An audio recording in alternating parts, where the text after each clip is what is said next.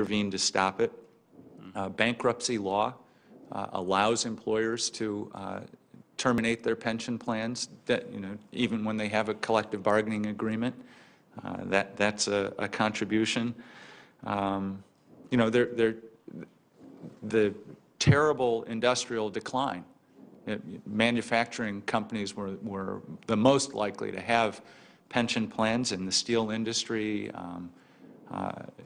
lost its plans.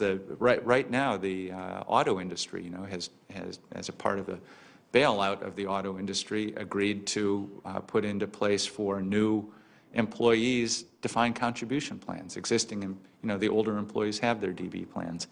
The deregulation in the late 70s of the transportation industry was a huge contributor, because it allowed startup companies without legacy costs to compete against the older carriers who had these obligations, and they could be low-cost competitors.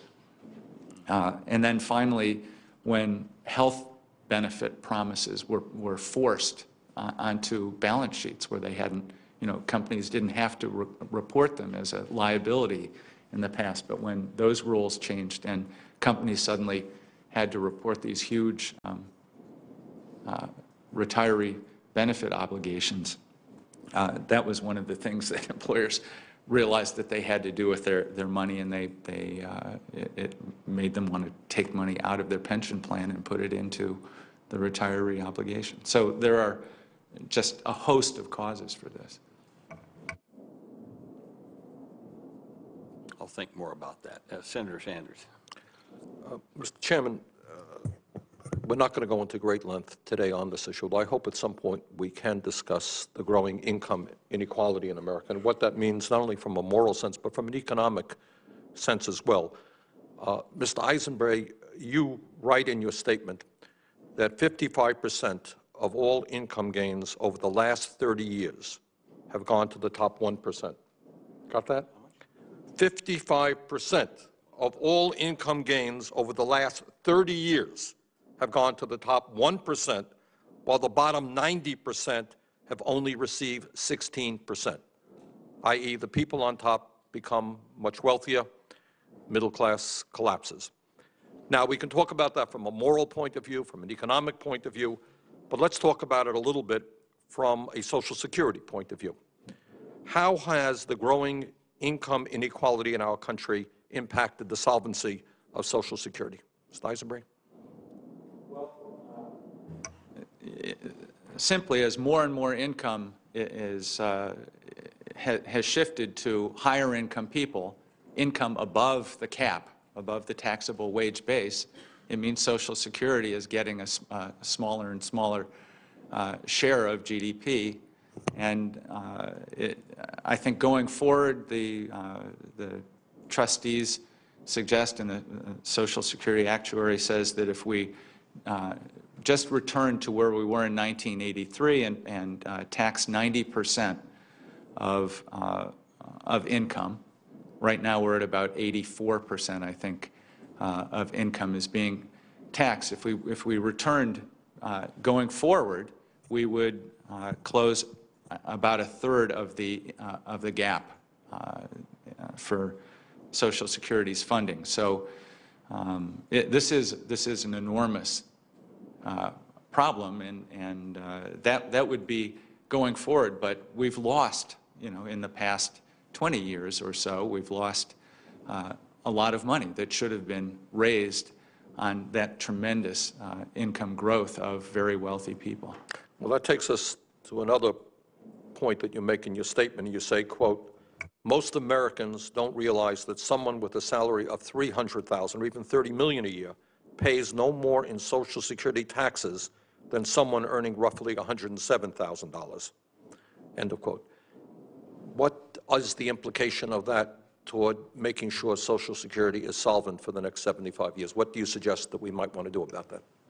Well, my institute, the Economic Policy Institute, recommends that we take the cap off entirely for employers, so that high-income people, the way we do now for Medicare, that the employer pay the tax on the entire income, the entire salary that's paid to high-income people, and that for the on the employee side, that we raise the cap, that we don't take it off entirely, but that we raise the cap, perhaps to restore it to the level that it was in 1983, where 90% of income would be captured, and that by itself would nearly close more than 3/4 of the entire remaining gap in Social Security funding for the next 75 years.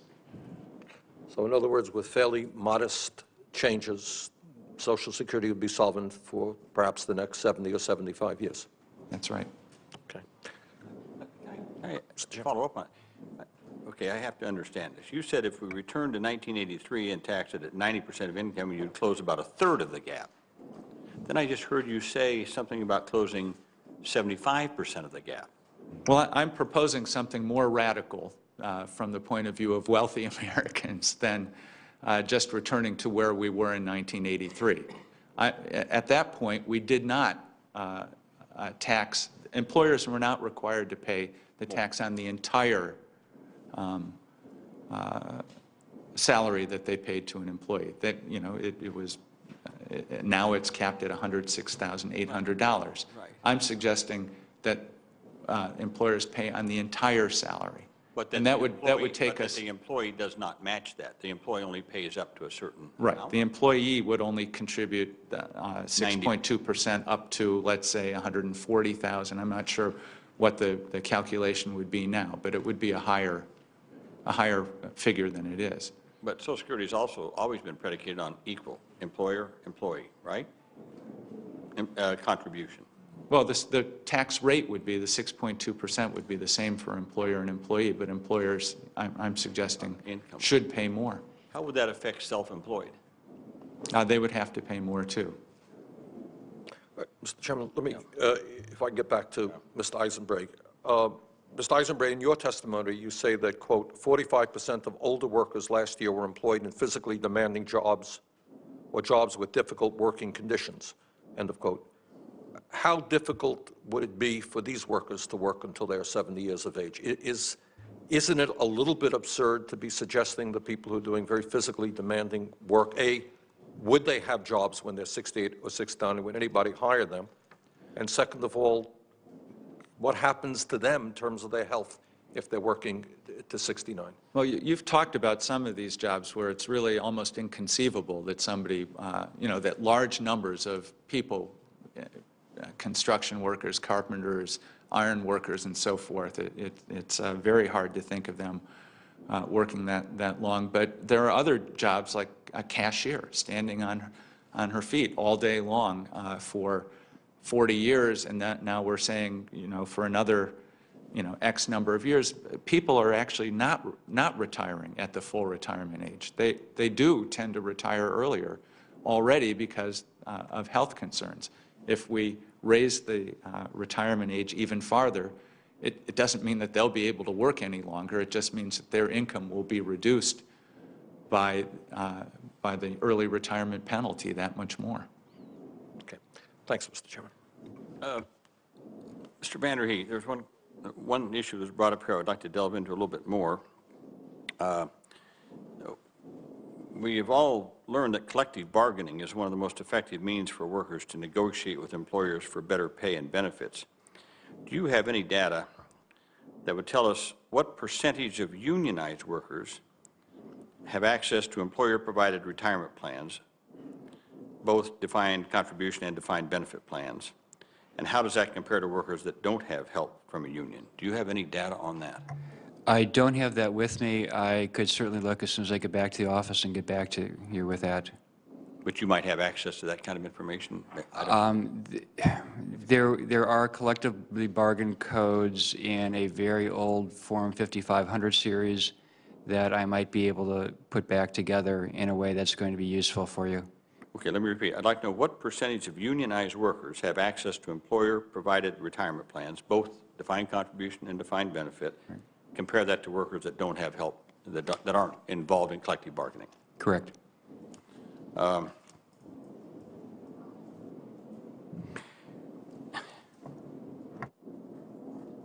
again, Mr. Eisenberg, again, we talk about saving. But as Ms. Miller says, at $12 an hour, it's pretty hard to save. Family, kids, housing, fuel, food, everything else. So what is it? We talk about saving more, and people should save more. What is the effect on our economy as a whole because of our low savings rate? We have a low savings rate in this country. What's the effect on the economy? And how would you help people in that 35, 40, 50, 60,000 to save more? So what's the effect on the economy of a low savings rate? And if we think that savings is a good thing, how do we promote more savings among that group of income earners? You know, a high rate of national savings is generally a good thing. It leads to greater investment. The money is saved and put to productive use by industry, and I think this is a curious time because we actually don't need a lot of savings this year and next. What we're lacking right now is actually consumption. But generally speaking, it's a good thing. The buildup of pension funds, you know, led to tremendous investment in the economy. It isn't always, of course, it isn't always invested in the United States, but that's a whole other problem. But to help people save, I think somebody mentioned, Senator Sanders, I think, mentioned human nature earlier. It's hard to get people to save. It's hard to get people to think 40 years into the future and plan for their retirement. I think the best It's especially, if I may, it's especially hard to ask people to save when they can barely pay their bills today. People are paying for their grocery bill. They've got to figure out how to fill up the gas tank to get to work. And they say, oh, by the way, you also have to save 40 years down the line. Right. It's a lot easier to talk about saving if you're making enough money to save. Well, and the government recognizes how hard it is to get people to do that and provides incentives. Unfortunately, the incentives are going to the people who need incentives the least, people for whom it's easiest to save. Sure. So that somebody who makes $25,000 or $30,000 a year gets much less, even if they are paying income taxes and are making a contribution, a $1,000 contribution to a retirement plan. The government is providing them less than a third what it provides the same $1,000 contribution, you know, by somebody who's making $200,000 a year and paying at a 35% tax rate. This is crazy. I would turn these completely upside down. I'm actually in favor of a mandatory retirement system with subsidies from the federal government. And I've mentioned that in the guaranteed retirement account that Teresa Ghilarducci authored is, I think, an excellent way to solve this problem going forward. But short of that, others have suggested changing the tax deductibility of 401ks, turning it into a tax credit, making it a refundable tax credit, so that the government is helping the people who need help the most to save, and you know, not just helping wealthy people move their savings from a savings account to a tax-favored savings account. Mr. Chairman, if I could just detour a little bit here. And I want to get back to the Social Security retirement age, because one of the arguments that some people use is, well, you know, the American people are living longer. What's the problem? Let me quote, this is very interesting. It hasn't gotten the kind of, I think, attention that it deserves. But let me quote from a Washington Post article from September 22nd, 2008, quote, "For the first time since the Spanish influenza of 1918, life expectancy is falling for a significant number of American women. In nearly 1,000 counties that together are home to about 12% of the nation's women, life expectancy is now shorter than it was in the early 1980s," end of quote, Washington Post. And Mr. Eisenberg, you remark that over the past quarter century, life expectancy